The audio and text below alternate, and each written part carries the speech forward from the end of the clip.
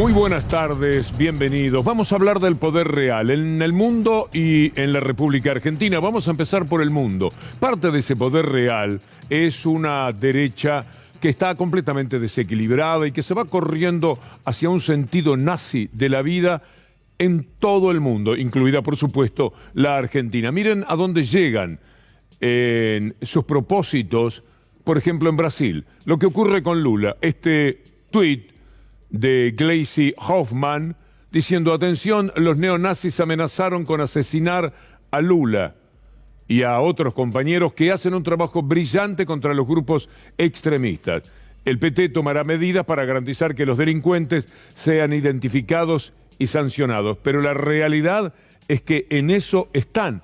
Pero ese tipo de locura se traslada también a quienes tienen otro tipo de responsabilidades, como por ejemplo en los Estados Unidos, que ahora está acusando a México de tener espías rusos. ¿Por qué? Porque México, vean ustedes la información, no va a imponer sanciones económicas a Rusia, por lo que siempre dice López Obrador, la no intervención. Cada país que se arregle como pueda. Nosotros no vamos a tomar ninguna represalia de tipo económico porque queremos mantener buenas relaciones con todos los gobiernos del mundo y no estar sujetos a lo que nos diga, faltaría agregar, los Estados Unidos sobre cuál tiene que ser nuestro comportamiento internacional. Ahora miren lo que pasa. Cuando un país toma un poco de distancia de ese gobierno que en América ejerce los Estados Unidos, son capaces de cosas como estas. Migration, human trafficking, those kinds of things are symptoms in my mind of a broader problem, and that's transnational criminal organizations. And we see that happening right on our border in Mexico. My concern with that, Senator, is the instability it creates, the opportunity it creates for actors such as China, Russia. I would point out that the largest portion of GRU members in the world is in Mexico right now. Those are Russian intelligence personnel. And they keep an eye very closely on their opportunities to have influence on U.S. opportunities and access. Si usted lo mira bien, al personaje le falta el bigote nada más, pero está acusando a México de tener espías rusos tan solo porque México no se pone de rodillas frente a los Estados Unidos, haciendo lo que dicta ese país a la mayoría de los países del mundo. En estos momentos tiene de rodillas nada menos que a la OTAN. ¿Cómo se le resiste México? Pero de todas maneras sirve. El razonamiento de este individuo, por supuesto, con una mentira, marca hasta qué punto ellos se preocuparían si efectivamente en la frontera con los Estados Unidos tuvieran no solamente espías, sino misiles, como los que se querían instalar o se pretende instalar si toman Ucrania a través de la OTAN. Es una muy buena explicación geopolítica la que podemos tomar de allí. Pero a este hombre le responde el presidente de México con una hidalguía, con una dignidad que verdaderamente invita al aplauso. México es un país libre, independiente, soberano. Parece a veces que no se entiende lo suficiente, que México no es colonia de ningún país extranjero, que no somos colonia de Rusia, ni de China, ni de Estados Unidos. Tenemos como política la no intervención. Una maravilla, verdaderamente, de la que hay que tomar nota en forma permanente. Son muchos los ejemplos que da el presidente mexicano como para que estemos a buenas con él, por ese sentido soberano que aplica a la inevitable convivencia que hay que tener con el resto del mundo, incluidos los más poderosos, pero tomando esa distancia. Eso está muy, pero muy bien. Y ojalá que sea lo que siempre esté intentando ser también la Argentina. Vamos a ver lo que pasa ahora en Europa. La OTAN está, como decía, viviendo de rodillas en lo militar, en lo económico ya también con respecto a los Estados Unidos. Vamos a empezar por uno que no quiere ser plenamente obediente, que es Alemania, que tiene su poder económico y político en el mundo. Alemania no dejará de comprar gas ni petróleo a Rusia, bien por eso, pero por su lado, la Unión Europea, que tiene dirigentes que son alemanes, como von Leyen, por ejemplo, están aumentando la compra de ese gas. Break free from Russian fossil fuels. And therefore, tomorrow, together with President Biden, we will present a new chapter in our energy partnership. It is about additional LNG from the United States for the European Union, thus replacing the Russian LNG we had so far. La Unión Europea como entidad sí dice amén a lo que dictamina Estados Unidos.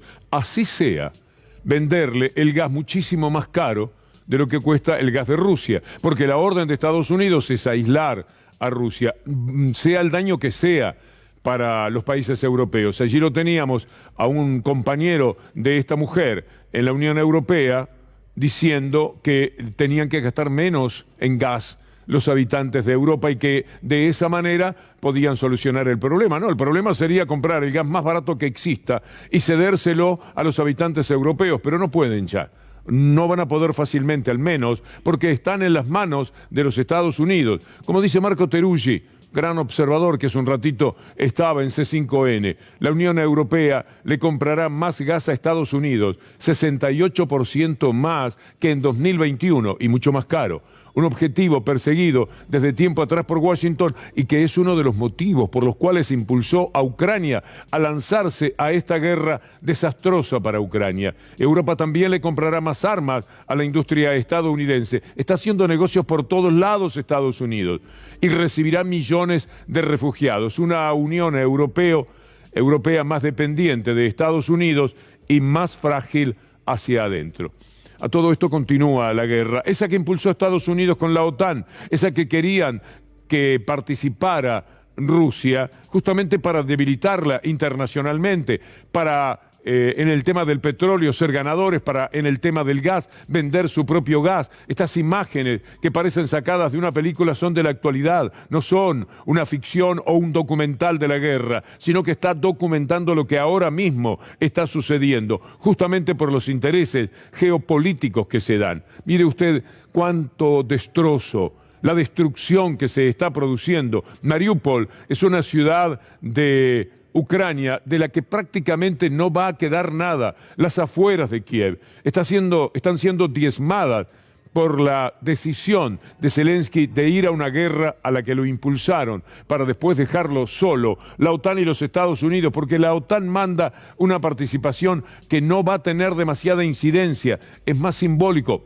Vamos a ver, de todas maneras, porque si efectivamente entran en guerra y lo hacen de una manera incisiva, allí va a venir la represalia de Rusia y ahí tendríamos una conflagración ciertamente mucho más importante. Lo que dicen los serbios con respecto a la OTAN es absolutamente cierto. ¿Se acuerda que los serbios estaban desplegando banderas muy pero muy importantes el otro día? Tenemos esta información que tiene que ver justamente con la posición de los serbios reclamando contra la OTAN como consecuencia del posicionamiento de la Unión ante la guerra con Rusia. Y bueno, por supuesto, esto va a traer para el mundo no solo esa destrucción, quedémonos un instante más en esa imagen, le pido a Juan Pimontes Onganía hoy, porque son la lección que el mundo está recibiendo de aquello que lo destruye. Es la demostración fehaciente. Esto ha sido lanzado por un fracaso estrepitoso de la diplomacia y por un avance incesante contra Rusia, al que Rusia le tuvo que salir al cruce. Como Estados Unidos, recién veíamos, le saldría al cruce a los supuestos espías rusos que ubica en México, porque de ninguna manera podría tolerarlo si esto fuera mínimamente cierto. ¿Qué va a traer después? Un mundo que tiene esta situación de guerra, esta desesperación, estas marchas y estas protestas. Hambre. Lo de siempre, la guerra trae hambre, y ni hablar de los lugares más vulnerables, pero también lo van a padecer aquellos países que se sienten más poderosos y que se creen que están a salvo de todo. Miren lo que está diciendo Biden, el presidente de los Estados Unidos, porque la ve venir. With regard to food shortages, yes, we did talk about food shortages. and it's going to be real. The price of these sanctions is not just imposed upon Russia, it's imposed upon an awful lot of countries as well, including European countries and our country as well. And because both Russia and Ukraine have been the breadbasket of Europe in terms of wheat, for example, just to give you one example. De la muerte, este hombre, cada presidente que se mete en una guerra o que la impulsa o que decide que la única salida es la guerra, está matando de hambre en el futuro a muchísima gente. Ni hablemos de lo que está sucediendo en Afganistán, a la que no se puede ni mirar mientras se están muriendo de hambre millones de personas, porque el mundo pone énfasis, pone su mirada en lo que está ocurriendo en estos momentos en Ucrania, porque empieza a afectar a países que ni imaginaron que iban a tener tales consecuencias. Vamos a ver lo de España, en línea con lo que estaba diciendo Biden. El principal problema lo tiene ahora mismo la industria alimentaria. Empresas como Cuétara, Calvo, Danone, Águila ya han cerrado o están a punto porque no reciben el material necesario. Danone ya ha parado una de sus fábricas de lácteos y otra de agua mineral. Ya había avisado que estaba teniendo problemas con los paros para recibir las materias primas. La multinacional dice que aunque está haciendo un sobreesfuerzo para mantener la producción, tiene otras 2 plantas en peligro y podrían ser más si la situación no mejora. En este supermercado de Barcelona escasean algunos productos como la pasta o la harina, pero como ven en estos lineales medio vacíos, el producto que más falta es el aceite, sobre todo el de girasol. Porque el tema del petróleo va a determinar que el abastecimiento sea insuficiente. Ya hemos visto los paros y las marchas de los transportistas, además de lo que la gente que trabaja en el campo en Europa estaba forzando hace pocos días en Madrid. Es decir, menos alimentos, menos distribución, más hambre. Lo que ocurre en Francia también es un testimonio de esto. La guerre en Ukraine rend impossible pour le moment de semer comme il se devrait et donc est en train de nous créer une situation qui sera encore plus grave dans 12 à 18 mois. Cette situation va créer une crise alimentaire, des situations humanitaires gravissimes dans plusieurs pays et à coup sûr des conséquences politiques massives dans plusieurs des pays que j'évoquais. Y no lo sabían.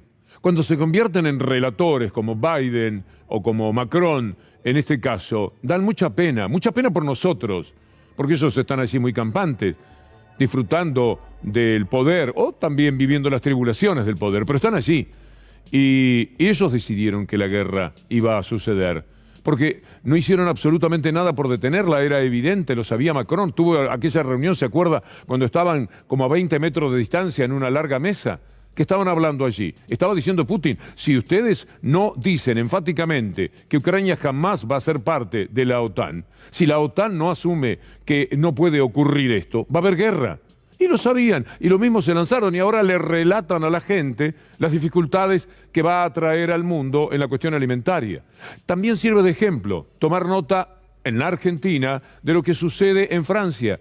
Porque cuando hablamos de tarjeta alimentaria parece que es un invento propio de la Argentina, de las necesidades que se tienen en este país. Mire esta información de lo que ocurre en Francia ahora. Macron está anunciando su tarjeta alimentar por la suba del precio de la comida. Mientras tanto, los oligarcas del mundo, los oligarcas de la Argentina, que hace un rato tuvieron un muy buen representante que fue ministro de ellos, es decir, hablando de la economía y de las necesidades que se plantean para ganar más dinero aquellos que tienen 20.000 hectáreas de campo. Así es muy fácil hablar de política o de economía. Que hablen y que estén representados los que no tienen absolutamente nada y sobre todo no tienen ni para comer.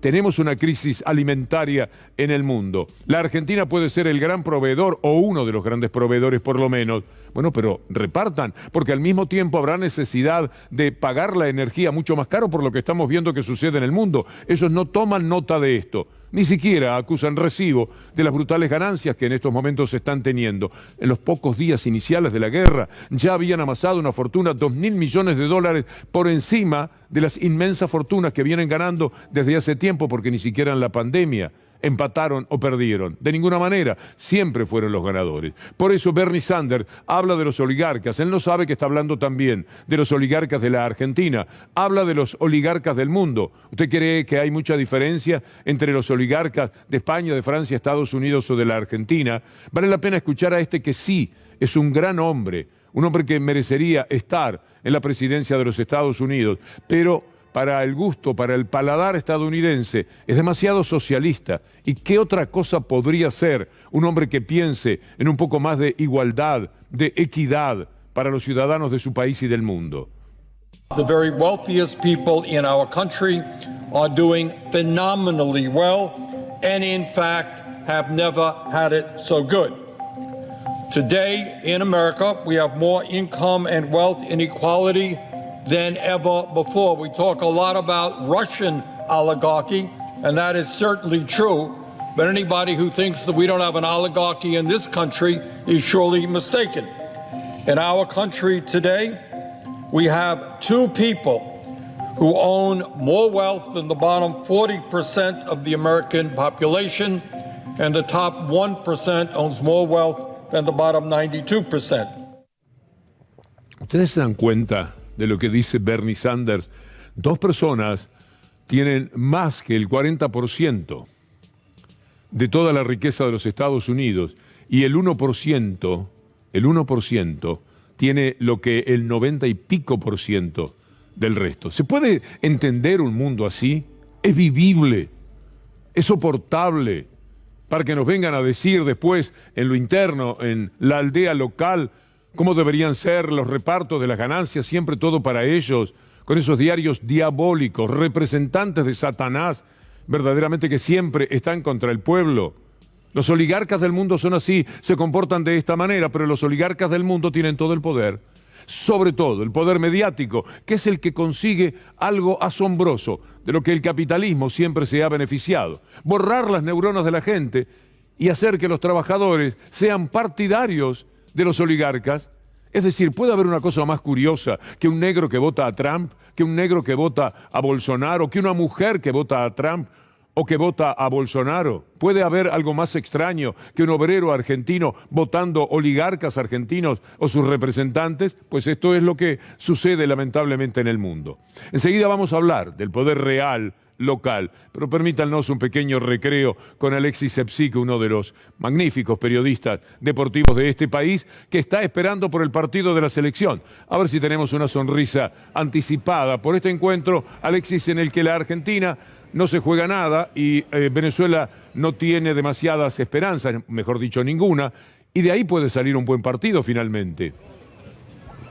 ¿Cómo estás, Víctor Hugo? Qué gusto saludarte. Estamos a un ratito nada más de lo que va a ser seguramente el último partido de Argentina en nuestro suelo antes del Mundial. Y como decías, la selección campeona de América, pero ya clasificada además, Venezuela ya eliminada, sin posibilidades. Así que esperamos que sea un partido abierto y que la gente pueda disfrutar también en la cancha de Boca, que va a estar repleta porque ya está todo vendido y no hay ningún lugar. Pero vamos a hablar, si querés, Víctor Hugo, con parte de una, si querés, es una pequeña postal de lo que es este partido de la selección. La familia, como siempre, de un montón de puntos del país. Y acá tenemos un amigo, Víctor Hugo, que viene por primera vez a la cancha, es de Boca, viene a visitar la Bombonera y viene a ver a Messi. ¿Cómo estás?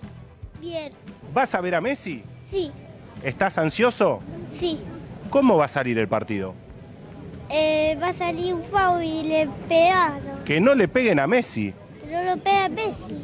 Bueno, a disfrutar del partido. Gracias por esperarnos. Muchas gracias. Ahí va.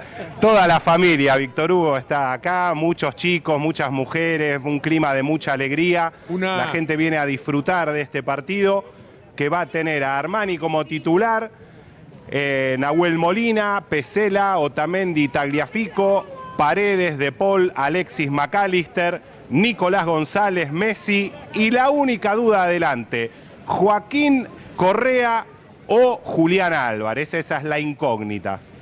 Yo salgo corriendo hacia Radio Nacional para relatar el partido, así que lo que me estás dando es información que le sirve también a mi calidad de relator. Una característica que vi en otras notas que hiciste con Luli antes, por ejemplo, es que hay mucha gente del resto del país, ese mal llamado interior, porque vienen de todos lados a ver a la selección. Es parte de lo que distingue los partidos de la selección argentina. Familias que llegan desde un montón de lugares del país, que tienen la oportunidad de ver el partido y disfrutar, de ver a Messi. Ahora les puedo robar un segundito nomás. ¿De dónde vienen? Contame. De Maschwitz. De Maschwitz, de Escobar. Sí. ¿Ansioso por el partido? Muy ansioso, la verdad. ¿Viniste a ver a la selección otras veces? Vine a ver la selección, sí, partido de River 3-0 contra Uruguay. ¿Y qué expectativa para hoy? La verdad que lo veo bien unido el equipo y lo veo bien, por suerte. Bueno, muchas gracias, disfrutar. Bien, Alexis. Bueno, Víctor Hugo, así está, ¿eh? A poco de que comience el partido, muchísima gente, pero todo está transcurriendo con absoluta normalidad. Y por suerte, me parece que no va a llover, que es parte de la preocupación de todo el mundo por acá, ¿eh? Muchas gracias, mi amigo. Hasta luego. Un abrazo muy grande. Volvemos a los temas del poder. Ahora vamos a hablar del poder real en la Argentina. Tiene en cuenta lo que dijo Bernie Sanders recién sobre los oligarcas. Miren la pelea que hay que dar en la Argentina. Esto que dijo Feletti nos cayó ciertamente muy bien. Hay que confrontar con esos enemigos del pueblo. Lo que ha pasado con las alimenticias y los supermercados en la formación de precios, que esa es la canasta que más regulada tenemos, en los últimos, yo te diría, 10 días, yo lo definí como un ataque especulativo. No había ninguna razón para que se desabasteciera, se dispararan los precios de consumos esenciales. Nosotros elaboramos una alerta diario de precios con declaración jurada de los supermercados. El jueves ese alerta dio 2,4%. En un día, el jueves ese alerta dio 2,4%. En un día. No eso es lo que da la voz de alarma. Esas son las exigencias de retrotraimiento. Y si no, se aplicarán medidas más duras. No hay una razón. Aplíquelas, Feletti. Y ojalá que tenga el respaldo del gobierno, porque el tema no pasa solamente por Paula Español, que fue una muy buena funcionaria, o por Feletti, que es un funcionario sumamente luchador. También está lo que hay atrás. Hay que respaldarlos, hay que poner todo el peso del gobierno para desenmascarar a estos oligarcas, como lo llama Bernie Sanders, como lo llamamos nosotros también, una oligarquía que sale a justificarse con uno de sus serviles, sus secretarios privados de Roca, etcétera, más importantes como Funes de Rioja. ¿Qué dice la COPAL, el organismo que preside Funes de Rioja? No tenemos la culpa de la inflación. Rechazó las acusaciones de Feletti, criticó que el secretario de Comercio Interior busque mostrar a la industria de alimentos y bebidas como únicos culpables. Bueno, si quieren les podemos agregar algunos más, pero los más importantes culpables son, miren las ganancias que tienen los muchachos de Arcor y Molinos, por ejemplo. ¿Ustedes creen que esto llueve, que se dio de qué manera? Sino metiéndole la mano en el bolsillo a la gente. Se la llevan en pala. Arcor aumentó sus ganancias 142%. Esto en Europa no se consigue. Ganan el 4, el 5, el 6%. Es otra forma de decencia. El precio de los alimentos se dispara y ellos dicen, nosotros no tenemos la culpa, nosotros no tenemos absolutamente nada que ver. La principal empresa alimenticia del país ganó 20 mil millones en 2021. Había ganado 8.000 en 2020, dijo 8.000, no, 20.000. Y ahora quieren ganar 30.000, siempre más. ¿Cuántos churrascos come en este caso un señor Pagani, dueño de Arcor? ¿Cuántos por día? ¿Y cuántos van a comer no sus hijos ni sus nietos, sus chosnos? ¿Cuánto más se puede ganar con el sufrimiento y el padecimiento del pueblo? ¿Cómo no les preocupa que cientos de miles de mesas de los argentinos tienen un pedacito de pan duro en la mesa o no tienen nada? No piensan, no tienen el mínimo corazón para... Y todavía cuando se les dice algo por parte de Feletti, salen a través de sus representantes. Funes de Rioja dice, nosotros no somos culpables. ¿Qué tenemos que ver nosotros con todo esto? Las ganancias llueven, vienen de otro lado, vienen de arriba. No por las remarcaciones permanentes de precios. ¿Usted vio lo que contó Feletti? Ya con esto podemos hablar también de criminales, porque matan al pueblo, porque matan gente, porque matan niños. Lo son. Y tendremos que acostumbrarnos a verlos de esa manera y a denunciarlos como tales. Y tiene que ser puntal de eso el gobierno. El coraje que tuvo Feletti para decir las cosas como son es saludable, que siga así. Que nadie le diga, no te metas con esta gente, no, mirá que son muy bravos. Ahora nos sacan los diarios, si te dicen cualquier cosa, aguántesela.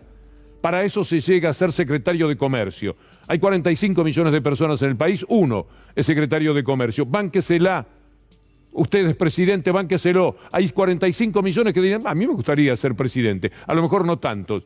Bueno, es un lugar de privilegio, es un lugar de altísima expectativa de los demás. Bánqueselo, diga que son, cuando dañan a la gente de la manera que lo hacen, que son criminales. ¿Por qué? Porque están retaseándole nada menos que la comida y la gente se muere de hambre. Por lo tanto, está muy bien lo que se hizo. Y mientras tanto, saludamos que esa lucha, por ejemplo, por devolver el empleo a la gente, con salarios que todavía están abajo, lo sabe muy bien el gobierno. Pero una cosa es levantarse y no tener nada para hacer, no tener trabajo, tomar mate creyendo que está pasando el tiempo a gran velocidad, a las 6:30 de la mañana, cuando se va a salir a buscar trabajo, y a las 7 menos cuarto creer que pasaron 3 horas y pasaron solamente 15 minutos. Esa es la vida de un desocupado. Por lo tanto, este dato que da el ministro Moroni es un buen dato. Por supuesto que es mejorable cuando el salario sea mejorable.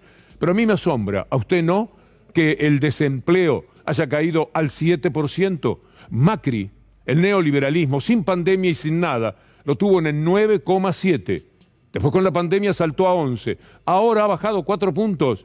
Ha bajado 4 puntos. Si a esto le ponemos una inyección en el salario, y eso tendrá que ocurrir en los próximos meses, estamos hablando de una situación inimaginable poco tiempo atrás. Nosotros lo medimos, la desocupación se mide de la cantidad de trabajadores, la cantidad de población ocupada respecto de la población activa. La población activa incluye aquellos que están trabajando y aquellos que están buscando trabajo. Por eso el dato del 7% es muy interesante cuando se analiza en conjunto. Nosotros estamos teniendo la población activa más alta de los últimos 10 años. Y la verdad, para conseguir una tasa de desempleo de estos valores, tenemos que ir hasta el año 2014. Siempre estamos hablando de los cuartos trimestres. Sí, los trimestres suelen ser diferentes. Esto hay que afirmarlo. Pero 7% de desempleo es un número que hace a un entusiasmo. Al otro día, ¿usted cree que esto estaba en la tapa? ¿Alguna vez vio el tema del desempleo cuando sube en la tapa de la mafia de Clarín? Haga memoria. ¿O La Nación? ¿Verdad que sí? Que sí, el empleo cae, es título. ¿Por qué no es título? Mire, vamos a mostrarle esa tapa. Al día siguiente, 7% bajó el desempleo. Bueno, hablan de la inflación, por supuesto, le meten Nicaragua, Biden, que es un ídolo para ellos. Día de la Memoria, el oficialismo, subir un poquito porque debe ser una maldad, no me acuerdo cuál es. ¿Lo pueden subir un poquito? En actos separados. Ahí estaba la maldad que vamos a recorrer después, porque no eran actos separados, eran actos que toda la vida funcionaron, cada cual en el ámbito que correspondía. Bueno, en esa etapa no está que el desempleo bajó a 7 puntos y que eso es bueno. No está. Nunca le van a dar la buena información. Por eso al gobierno, al que saludamos cuando damos este dato, también le decimos que lo vamos a saludar con más énfasis cuando se animan a comunicar bien. Porque le dan la plata a esta mafia de Mañeto para que los maten, para que los critiquen y para que ninguneen las buenas informaciones. Y mientras tanto un terror pánico, hacer una cadena nacional cuando hay noticias importantes que tiene que conocer todo el país y no tergiversadas u ocultadas como ocurre normalmente al otro día. Mira, hasta Tetaz reconoció el tema de la mejoría del empleo y dice también lo que estábamos señalando sobre el salario. Acaba de salir el dato de tasa de empleo. Dio uno de los niveles de tasa de empleo realmente alto. No es un nivel de tasa de empleo para reclamar con la gente adentro. Sí, es verdad. Muy precarizado también. El empleo está precarizado, los salarios están por el piso, la inflación. El gran problema hoy, esencialmente, es la inflación. No es un problema que haya gente adentro o gente afuera. No están interpretando lo que está pasando. Nada para objetar, pero en esto está el contenido de ese descenso del desempleo. De verdad que me ha sorprendido, ¿eh? Me encantó ese número. Si me hubieran preguntado de golpe, ¿cuánto crees que está el desempleo? Y yo hubiera dicho 8,5, 9, porque recordaba de dónde se viene y que se estaba en 11. Bien por eso. Mientras tanto, vamos a hablar del desempleo para sin comparar no se puede hablar ni del tiempo. Vamos a comparar con 1999 y con esta etapa de la mafia de Clarín. Menem se va y deja un 14% de desocupación. Hasta Clarín le pegaba a Menem, al que ahora hay algunos que quieren reivindicar. Cuando llegó al poder Menem, el desempleo era del 7%. Ya Menem les había dado todo lo que necesitaban, todo lo que querían, los 300 canales que quería Mañeto, Canal 13, etc. Y como él mismo dice, primero los manejamos, los edulcoramos, le sacamos todo lo que queremos y después los matamos y cambiamos para sacarle a otro. Esto es lo que hacen en materia política. Pero para Macri, Menem es cada día más grande, propio de Macri. Ese discurso permanente de predicar contra los hacedores, contra el emprendedor, hablando del discurso del odio. Realmente quien había resuelto los problemas de la grieta en la Argentina, ¿sabe quién era?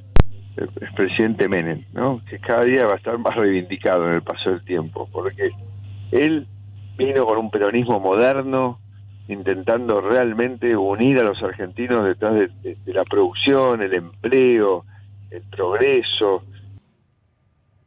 Un médico a la derecha, por favor. Alguien tiene que atenderlo a este hombre. Ahora, caminando para ir cada vez más halcón y menos paloma, a la reivindicación nada menos que de Menem. Como si alguien pudiera olvidarse de cómo terminó la historia de los 90, porque el 2001, el 2002, el 2003 son los 90 todavía. Y bueno, hay una reivindicación de parte de Macri. Hay que pelear, hay que luchar contra todo esto porque lo está comunicando por muchos lados. No faltará la ocasión en que usted se suba a qué sé yo, un taxi y alguien que ha visto a Menem y que es partidario de la derecha, que los hay entre los taxistas, diga, yo lo que veo es que se está haciendo justicia con Menem. Entonces usted directamente tírese del taxi en movimiento. ¿Qué se va a hacer? Hay que pelearlos. Y hay que pelearlos como dice aquí Axel Kicillof. Hay que pensar en los nuestros, hay que pensar para qué llegamos al gobierno en el 19. Y no es ni para permanecer, ni para seguir, ni para no molestar. Es para darle de comer a la gente, es para darle...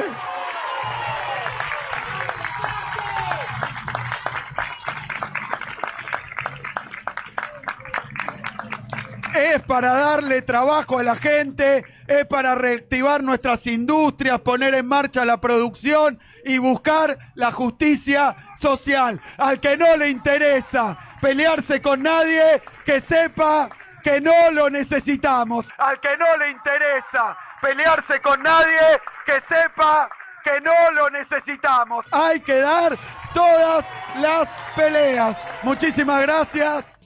Le voy a dar 3 buenas noticias como para celebrar ese discurso que a uno le provoca inevitable entusiasmo, porque es oligarcas contra el pueblo. Fue toda la vida así, pero como nunca empieza a estar muy claro otra vez que este es el designio. Mire, imagine que una empresa que tiene 100 empleados debe ofrecer guarderías para los niños.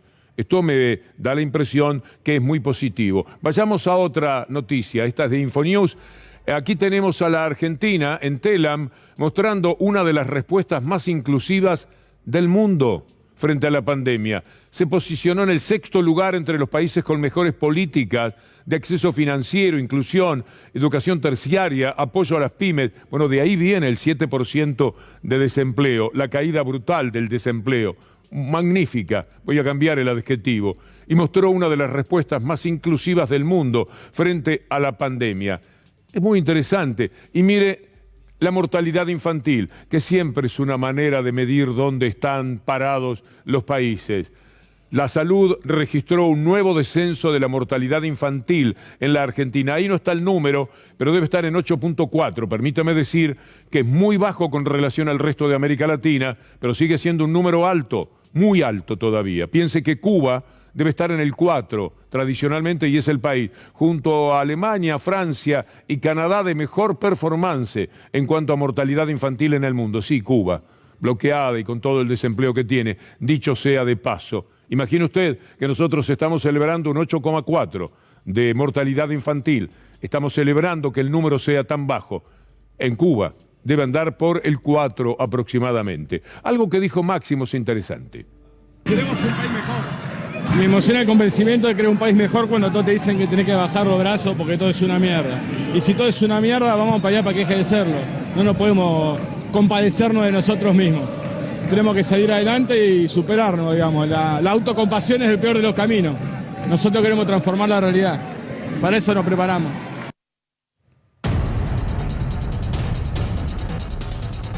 Bueno, la batalla cultural es también, si queremos mencionarla de otra manera, la batalla por la información. De un lado surgen denuncias, noticias que provocan desapego a ciertos funcionarios.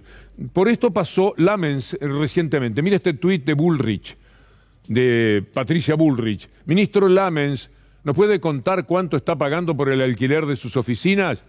Ya no queremos más gastos inútiles ni privilegios. Al final, ¿estamos o no estamos en guerra contra la inflación? ¿Qué responde Lamens? Y es muy interesante tomar nota de esto. Vamos a 3 tuits que puso el ministro Lamens. El primero, señora Bullrich, con todo gusto le cuento. Las oficinas a las que hace alusión las alquila el Estado Nacional desde el año 2003. No es mi oficina, es un piso entero en el que se desempeñan tareas propias del Ministerio de Turismo y Deportes. El siguiente tuit dice, el último contrato de alquiler de ese piso se firmó en 2018 bajo la gestión de Cambiemos por un monto mensual de $22.000. Por ese mismo piso en 2015 se firmó por $25.000 mensuales. Vencido ese contrato, decidimos renegociarlo con una cifra menor, como se puede apreciar. Y el tercero de los tuits de Lamens dice, tras las negociaciones conseguimos bajar el monto a $16.500 mensuales, un 25% menos de lo que pagaba su gobierno, señora Bullrich. Quedan a su disposición copias de los contratos para que no quede ninguna duda de lo que le digo. Por una vez en la vida fue tan tajante lo que publicó Lamens que Bullrich, ¿lo tenemos? El tuit de Bullrich, me parece muy bien que lo explique.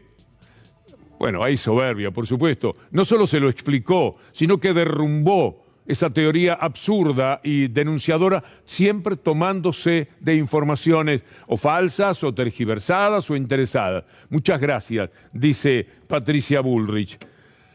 ¿Se acuerda de esta noticia? Aquello tan mafioso que no iba a haber vacunas de 18 a 60 años, enero del año pasado. Esos viven de esto, del olvido. Quedarían sin vacunar este año los que tienen entre 18 y 60 años sin enfermedades. Un desastre era para el país. Pobre la Argentina. Qué pena que nos daba, ¿no? Con ese título del 24 de enero, en plenas vacaciones, alguien leía el diario, se encontraba con que estaba desprovisto de la protección que se supone el Estado tiene que brindarle, porque cuando pensamos en el Estado es para protegernos. Siempre es así y está bien que sea así. Ahora van con otra. La Voz de Clarín en el Interior, porque se llama La Voz del Interior, pero es uno de los diarios que se robó la gente de Clarín en su momento, y ya no es un diario netamente cordobés, sino que es un diario de la capital que se edita en Córdoba con los criterios de la capital. COVID-19. No habría cuarta dosis de vacuna para todos en este invierno. Hace 14 horas empezaron con esta idea. Y la van a trabajar todo lo que puedan, hasta que efectivamente podamos demostrarle que es una mentira más de las mil que dicen.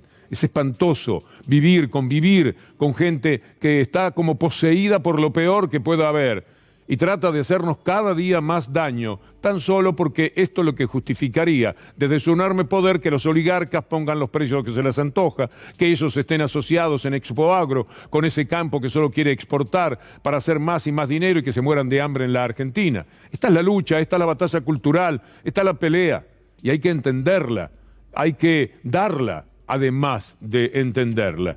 Mire las movilizaciones de ayer.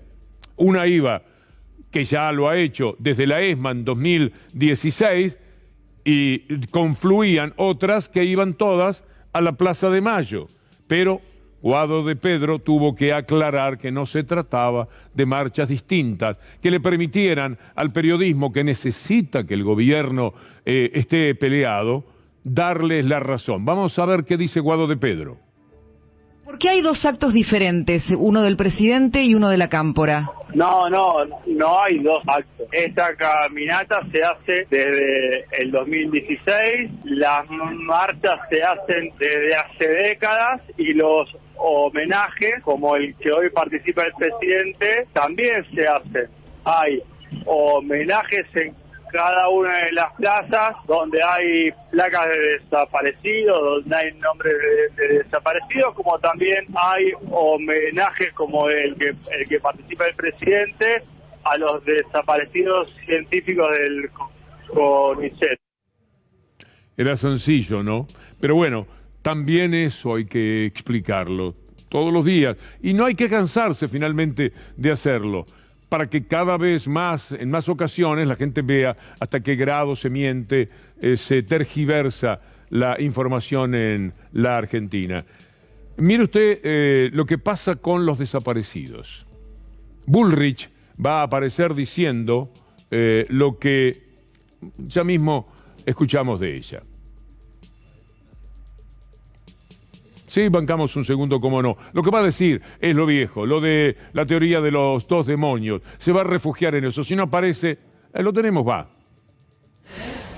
Bueno, a ver, lo primero que me plantea los 24 de marzo es que alguna vez en la historia argentina tenemos que abrirnos más a la verdad.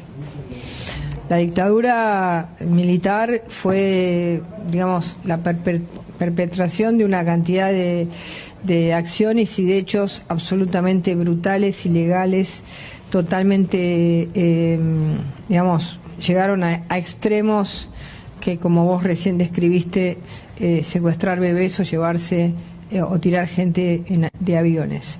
Ahora, también es importante, de una vez por todas, trabajar la verdad, porque también hay otras víctimas, otros muertos que han desaparecido de la historia argentina. Sí. Y yo creo que es importante para poder hacia el futuro... Va por ahí, la idea la hemos escuchado 1000 veces. Y 1000 veces lo vamos a desmentir, pero no con nuestros argumentos ni lo que dicen los militantes, sino con La Nación y Clarín. En 2006... cuando todavía no había empezado la locura que trajo la ley de medios para ellos, dieron a conocer una cifra que venía de la desclasificación de inteligencia de los Estados Unidos. Veamos esta información.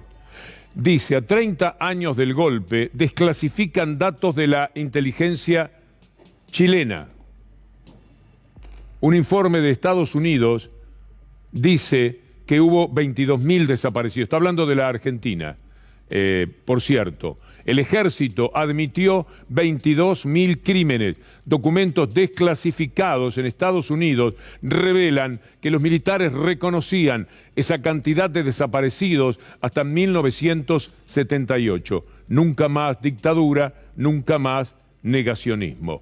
Bueno, si han mentido sobre algo como esto, yo recuerdo que cuando estuvo en auge la idea de dar que los 30.000 no eran verdad, un ciudadano judío, Abruj, funcionario del gobierno de Macri, para afirmar esa aseveración, llegó a decir que el holocausto no habían sido 6 millones los asesinados, sino 5 millones, bajaba 1 millón, tan solo para poner en duda todos los números, de tal manera que su servicio a la derecha argentina fuera un poco más consistente. Si negaba el holocausto o las consecuencias reales del holocausto, parece que quedaba bien también negar las consecuencias reales de la dictadura en la Argentina. Bueno, con estos temas casi que es para generar humor el que vamos a tratar ahora. Cuando Guado de Pedro puso este tuit que marca que confundieron en La Nación Más motoqueros con montoneros. Grandes las compañeras y compañeros motoqueros que, además de colaborar con toda la marcha, me dieron un empujón cuando me retrasé saludando. Se subió en el apuro a una moto y ahí iba hacia la Plaza de Mayo. La Nación dice, lealtad montonera. la patrulla motorizada que escoltó a la Cámpora en la movilización de la Plaza de Mayo. Son capaces de cualquier cosa. Y por eso les ocurren cosas como, bueno, miren el Instagram. Ahí está el Instagram de Guado de Pedro. Lealtad montonera, la patrulla motorizada que escoltó a la Cámpora en la movilización a Plaza de Mayo. Y la desmentida de Guado de Pedro, el ministro. Vea usted lo que les pasa de vez en cuando. Una pareja entrevistada por TN. Buenas tardes, estamos en vivo por TN. ¿Qué los impulsó a movilizarse, señora? ¿Por qué marcharon? Tenemos a nuestra familia desaparecida. Ajá. Jorge es el hermano y estos venimos a homenajearlo. Ajá. Homenajearlos y a recordar a los responsables de la terrible matanza, entre los que están los dueños de tu canal. Recordar a los responsables de la terrible matanza, entre los que están los dueños de tu canal. Señor, muy gentiles. No es nada. Adelante ustedes, Domi.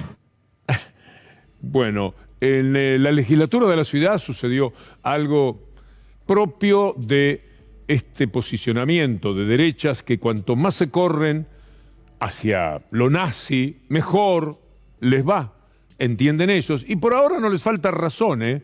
Todos los disparates que se puedan decir, todo lo que políticamente no se hubieran imaginado manifestando hace 20 años, ahora lo pueden decir y hasta les queda bien y ganan votos. Mire, la gente de López Murphy y de Milei no se plegó al homenaje del 24 de marzo. Manifestó su repudio la legislatura al terrorismo de Estado. Las únicas bancadas que no apoyaron fueron las de la Libertad Avanza de Milei y Republicanos Unidos de López Murphy. En Roma, sí, hubo una demostración en otros lugares, pero tomamos Roma por tener el contacto directo con el doctor Marcelo D'Aloisio, que tantas veces nos hace de corresponsal en su condición también de gran periodista. Un nunca más en el cielo de Roma en memoria de los desaparecidos. Veamos la imagen que es la demostración de cómo también la capital de la historia del mundo vivió el tributo, el homenaje a los desaparecidos. Esto es el San Nicolo, lugar más alto de Roma. Ahí está. Prendieron la cúpula, encendieron la cúpula y este fue el homenaje. Ahí está. Muy sentido. En Roma, allá un poco lejos, pero también muy cerca de nuestro corazón que siempre algo tan nos lleva. Gracias Roma, gracias Italia, grazie tante.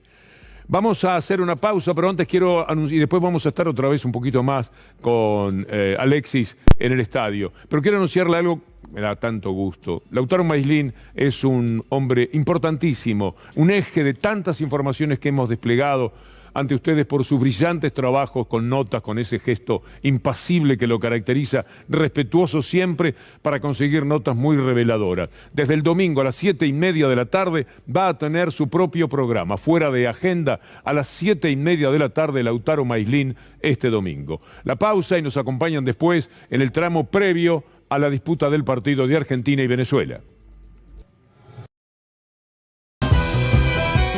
Permítanos en el final volver por un momento a la cancha de Boca con Alexis Epsic para ver qué está pasando allí, la expectativa, la alegría de la gente por poder vivir de cerca la selección argentina. Lo sienten, Alexis, como un verdadero privilegio. Totalmente, Víctor Hugo. Estamos con gente que viene a disfrutar del último partido de la selección argentina en nuestro suelo antes del Mundial. Y tenemos un grupo que viene desde General Hacha, La Pampa. Me pedías hace un ratito gente de otros lugares del país que vienen por primera vez a la selección. Cuéntenme de dónde vienen, cómo se llama. Bueno, ya un poquito conté yo, pero cómo están pasando esta previa. Muy manija, demasiada manija. Que venimos a ver a Lionel y estamos muy emocionados todos. La gente se empezaba a apurar, les muestra Charly Soin con nuestra cámara, estamos con Javier Herrera también aquí en el móvil, cómo la gente se apuraba porque se empezó a escuchar cierto cantito, gritos, porque deben estar los jugadores ya en el campo de juego empezando a hacer la entrada en calor, así que crece muchísimo la expectativa y la ansiedad por ver a la selección campeona de América. Qué notable lo de Messi, ¿no? Qué imán que tiene, ¿eh? Y bueno, se lo ha ganado. Sí, sí, no la solamente gente lo adora. porque Se lo ha ganado muy bien, es un fabuloso totalmente. jugador, sino que es una persona ciertamente muy querible. Alexis, en estadio repleto, público evidentemente de todos los sitios, 700 kilómetros, ir, volver, para poder nada más decir un día, dentro de 15 o 20 años, cuando alguien le pregunte, ¿vos lo viste jugar a Messi? Vos sabés que sí, que lo vi jugar. Sí. Y uno lo tiene como un capital eso, es lo que puede ofrecer. Siempre me acuerdo que esa novela de Osvaldo Soriano, en la que los personajes se jugaban los recuerdos. Imagínate la carta que tenés para poner sobre la mesa el recuerdo de haberlo visto a Messi, ¿no? Alexis, buen trabajo por allí, ha sido magnífico tenerte en contacto con nosotros. Un gran abrazo. Un gran abrazo, Víctor Hugo, siempre es un placer. Amigos, los voy dejando. Están con debate abierto, con Daniela Ballester, ya con todo listo para vivir un gran programa en C5N. Y nosotros los reencontramos de una manera especial. Ya lo van a ver el próximo lunes. Hasta entonces, gracias.